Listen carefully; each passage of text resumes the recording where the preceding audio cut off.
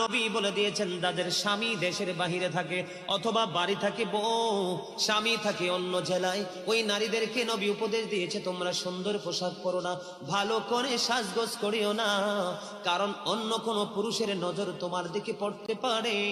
ও বন্ধু, নারীরা যত সাজগোজ যত সৌন্দর্য সব কিছু স্বামীর জন্য, অন্য কোন পুরুষকে দেখাতে পারবে না।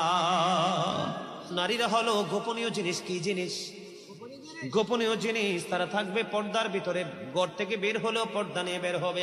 যখন মহিলারা পর্দার বাহিরে চলে আসে গো, আমার নবী বলেছেন শয়তান তখন তাদেরকে দেখে উকি ঝুঁকি দেয়।